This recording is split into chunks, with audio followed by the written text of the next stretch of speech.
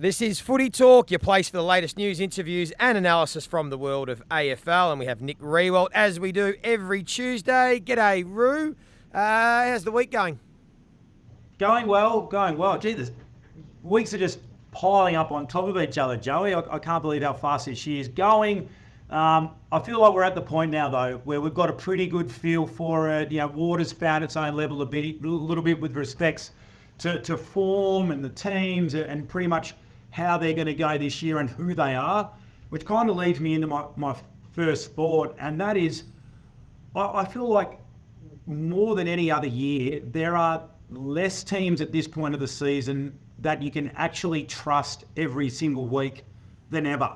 And the list continues to get shorter and shorter. I mean, I thought Port Adelaide coming across to the MCG to play Collingwood, really good litmus test for them, and a team that I think we all have felt really good about so far this year, and they just failed so miserably on the big stage in really important moments. So they're a team now that, week to week, I wonder, can you really trust them? Obviously, all the teams sort of from really 5 down have had weeks where you just think, where did that come from? That was an absolute one from left field. Clearly the Saints had a really poor one. The Bulldogs have been up and down. We know the Bombers have. Port, I mentioned. The Swans have had a couple of average ones. Melbourne have had a couple of stinkers.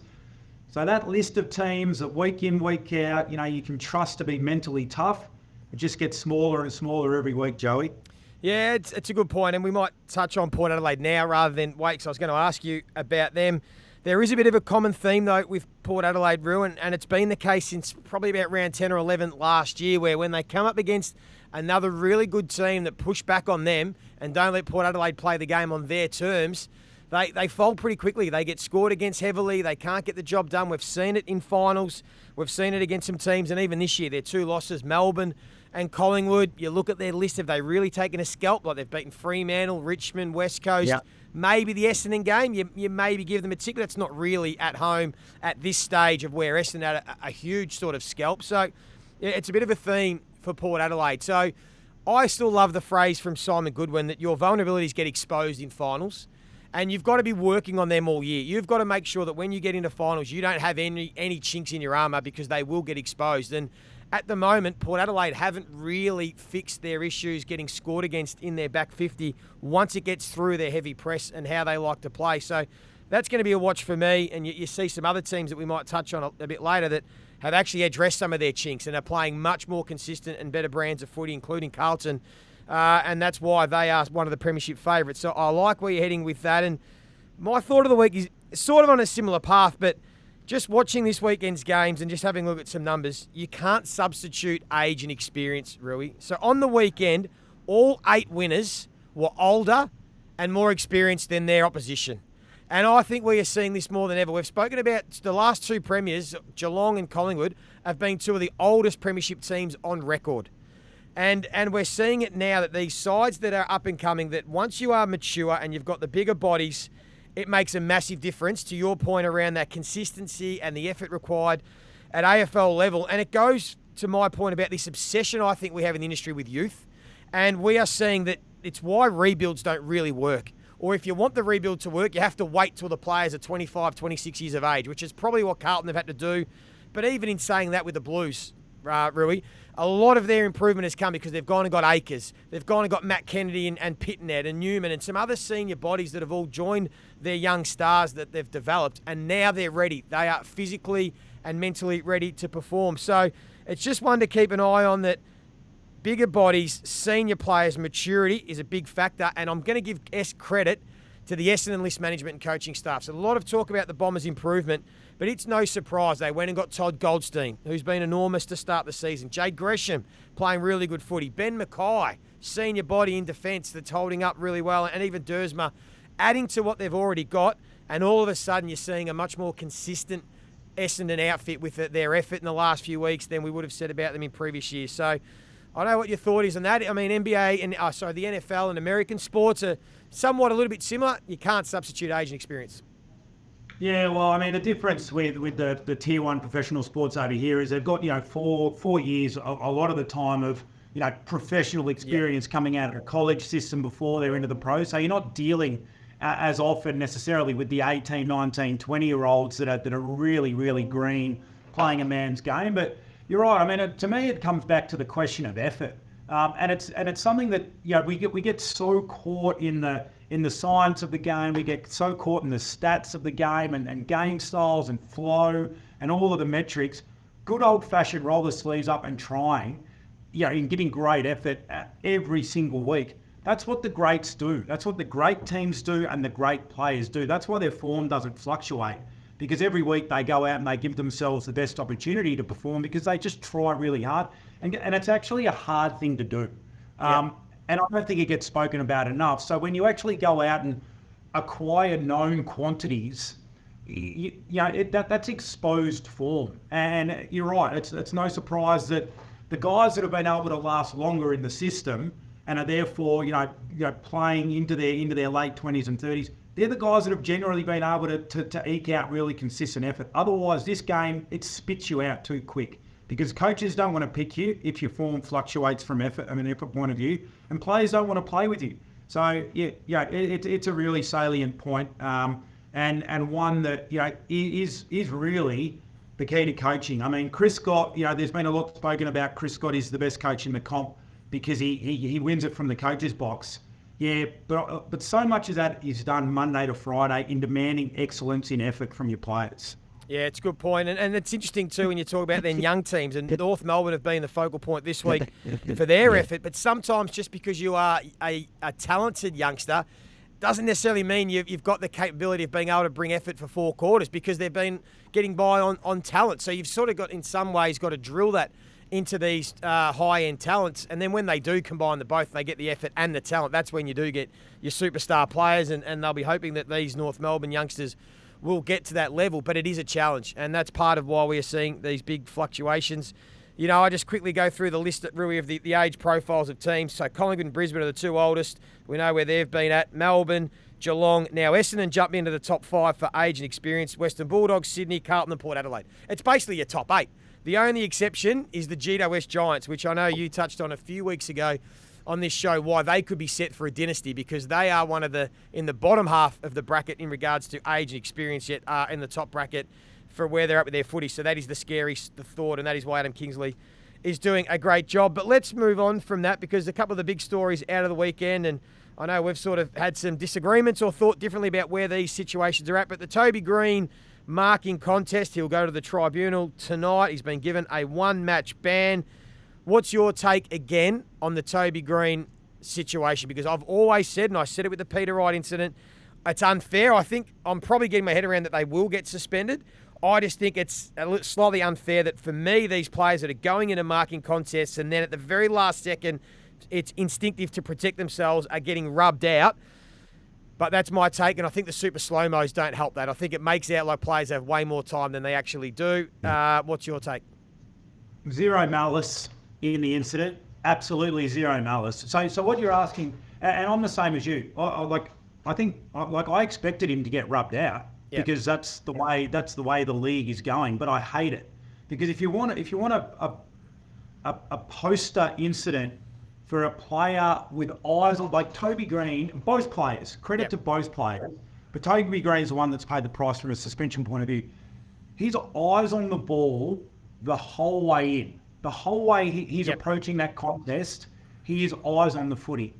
And then he makes the decision to jump to mark the footy. He wasn't jumping to bump. He was jumping to mark the footy. Yep. And then what you're asking a player to do is you're asking a player to supersede instinct and reaction. It's like saying when a gunshot goes off, don't flinch. It's impossible. Yeah. And so that for me is where it's really hard on the players, and it's not being done because it's not changing player behaviour. Because if you're a ball player and you're courageous, like Toby Greene is in the air, and you're flying to mark the footy, it's not going to change your behaviour getting a week. All it's doing is safeguarding the AFL so that in 10 years' time, when a player goes to pursue legal action against the AFL, they can say, oh, but look, we had this rule 10 years ago, where if you made contact with the head, you got suspended. So we didn't condone it. That's the only reason it's happening. That's the only reason players are getting weak. It's not to change player behaviour, because that's not going to happen in these sort of incidents. Because I think it's unrealistic to expect Toby Greene to do anything else. You don't think so? You don't think in the future players are going to have second thoughts before they even go to the ball and say, I'm going to make sure that I'm not going to collide into anyone. That's why when I said the other week about players pulling out, I don't mean they're going to jump out the way, but I mean they're going to think, instead of going into that contest and putting yourself in potential harm's way of getting suspended or getting hurt, they say, well, I just don't need to go into that contest. So you select the contest you go into slightly more often. I think players will hide behind that. Yeah, okay. I will. But what a shame for our game. What a shame. It's if that's the direction the powers that be want to take the game, well, then I think people will vote with their feet, and you'll start to lose people. I really do. It's one of the beauties of our game, the aerial contest, where players have to run in not knowing what's coming and fly for a contested ball. And if players start pulling out of that contest because... Well, not pulling out, they just won't even go into it. Yeah, that's what I'm saying. You're going to get there and you're going to go, well, it's the same thing. It's the same thing. Yeah. So you're not going to get those aerial contests. And we'll be, as a game, I think, poorer for it. It's a game of risk. It's a game of collisions. And when there's no malice in it like this, I just fear for where the game is going. Yeah, and I mean, Jonathan Brown last night, this was going to be one of our real talk shit talks. He's worried the game is going to turn into Gaelic football. That was his comment last night. I was going to ask you about it, but I think we're pretty strong on where your view is, and because you and Brownie were two of the best exponents of crashing a pack and taking those sorts of marks, I understand where you're coming from. The only last point I want to make on the Toby Greene situation, this whole talk that Toby Greene has a duty of care to Jordan Boyd, I don't even buy into that, because he doesn't really have a duty of care. If he kept his eyes on the ball the whole way, he could have stuck his elbow straight through Jordan Boyd's head and knocked him out. He could have put his knee straight into his head, but if he went for the ball, it would have been okay. So you don't really have a duty of care. You can knock him into next week as long as you play the ball, is what we are being told. So even this angle of it's up to the players to have a duty of care, that's not really correct. They're saying you're only mitigating circumstances. If you keep your eye on the ball, you can hurt that player as much as you like.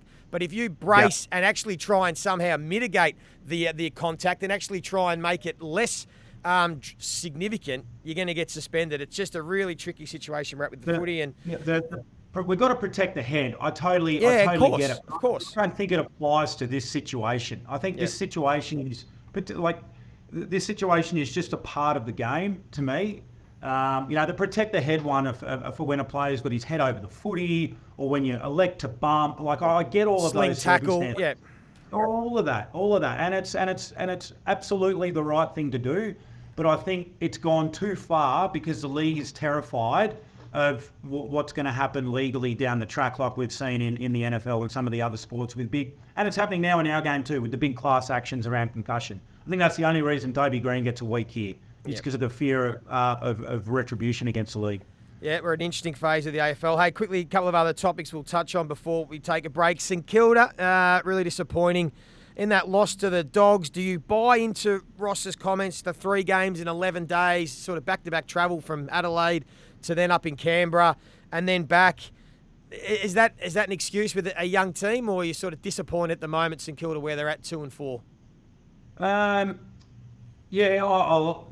For sure disappointed. I mean, they've dropped a couple of games that you would have expected them to win.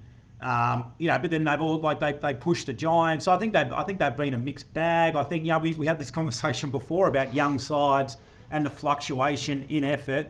I was a little bit surprised to see Rossi go down that path. I don't think he would have done that in our days. So it's probably more a little bit of sort of him, speaking to his players in the new age speak. Behind closed doors, though, he always used to say, "I don't care how you feel; it's about how you act." And for the 2 hours on game day, you might be a little bit off, you might be a little bit heavy in the legs, but there's still an element of courage in playing the game out. That when the game was hot early, they weren't in it. So I thought it was disappointing. Yeah, no doubt it was a poor performance. They'll be disappointed with that. But to be fair, they haven't really put in too many of those performances under Ross Lyon. It was only the second time in his stint they've been beaten by more than sort of 28 points. And we've seen nearly every team so far have a real sort of off day. You talk about their losses. When you look back, I mean, they lost to Essendon by 4 points in a game that they sort of were in control for most of it. You look back now and think, hey, that Essendon form, might have been pretty tough because Essendon might be a finals team. They lost to Geelong down at Geelong. They lost to the Giants in Canberra. So got to hang in there. St Kilda, they've got a tough game against Port Adelaide in Adelaide this week. And again, a bit like the Western Bulldogs, they're getting a team that are going to be smarting from some of the feedback that they've copped. So that's going to be tough. Then the fixture opens up a little bit. Then they get North Melbourne, Hawthorn, Fremantle at home, the West Coast Eagles coming up with Melbourne, and then the Gold Coast Suns at home. So they still have a chance to get on a roll, but they're going to leave their run late like a lot of other sides. Hey, last one I want to ask you before the break. Did you get to catch any of the Harley Reid highlights? Man, this kid's getting even. This is phenomenal what he's doing in 6 games of footy. Unbelievable, man. Unbelievable. Seriously. And the fact that he's the one that got me is when he was kind of going. It wasn't the footy wasn't even there. It was when he was like going back and forth with Fifey. Yeah, and pancaked him. Yeah, it was unbelievable. Like it's Fifey. Fifey is like he is made out of iron. That fight. Look, he is such a big, strong, chiseled bloke, and Harley made him look like a kid. He was unbelievable. He's doing it on the ground. He's doing it in the air. Like some of his plucks in the forward 50. Yeah, where he was just like launching and he was hovering in the air. I mean, how exciting is this for West Coast? And I mean, our game's different in that it's very, very rare, and we don't see it very often. Like we saw it with Dusty, we saw it with Buddy, we saw it with Gaz a bit, where one man could just take over the show. When you got 18 on the field, it's not like basketball where you give the guy. But he looks like he could be this sort of player where he can just take it over. West Coast have got to lock him away. Like whatever you got to pay him, 10-year deal, just to tie him up now and make sure he's a one club player. Do it because he's the best sort of version of bums on seats I think we've seen since probably Dusty. Yeah, unbelievable. Yeah, so exciting. It's amazing. Like literally 3 weeks ago, West Coast were being lumped in the same basket as North Melbourne. Where are they going? How far away are they? And then in the space of 3 weeks, once he got his eye in Harley and just got a couple of games under his belt, the Sydney game, he announced himself. They played terrific in that loss, and then they've gone bang, bang. But not just him. As I spoke about earlier, Rui, it's off the back of their senior players, the big bodies playing well. Like Elliot Yo's playing as well as he ever has. McGovern, Jake Waterman. Once you've got your senior players playing well, it's amazing the difference it makes. And that's the massive difference between North Melbourne and West Coast and the disparity in these two sides. Don't underestimate as well. Like you can see the talent. So you see the gather, you see the burst from stoppage, you see the physicality, you see the don't argue, you see the mark in the air. Don't underestimate the mental toughness that this kid must have to have dealt with all of that hype, all of that expectation. Back page of the Western Australian paper for so long. He must be a seriously mentally tough kid to be able to deal with all that pressure, all that expectation, and come out and perform the way he has. So, he's a talent, but he's clearly just got the right head on his shoulders. It's all there for him. Super well done. Great credit to him. Yeah, well done to Harley Reid. Hey, we will take a break. We'll come back with some real talk, shit talk. Make sure that if you are listening on Spotify, you hit the bell to be notified when we drop a new episode. We'll be back in a minute.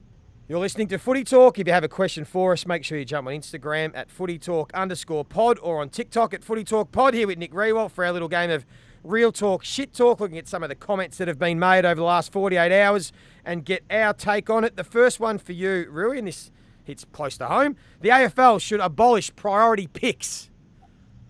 Well, close to home because I was one, you mate. That's right. You and Cozzy pick 1 and 2. Help the Saints. Yeah.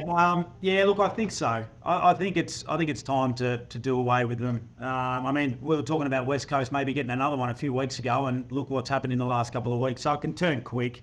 I think I think it's too unfair on the rest of the teams in the competition. The game's evolved. There are a lot more mechanisms now through trade and free agency and all of the other levers that teams can pull. So yep, I'd be doing away with them for good. One for you, Joey. The Gabba. It's lost its aura.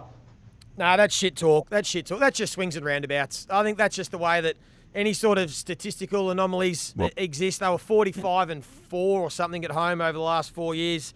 They were going to eventually lose a few. I don't think it's got to do with the Gabba. They've just been a bit off their tucker to start the season. I'd be surprised if they lose more than one home game for the rest of the year. And if they do, then you can correct me. One more back to you, Rui.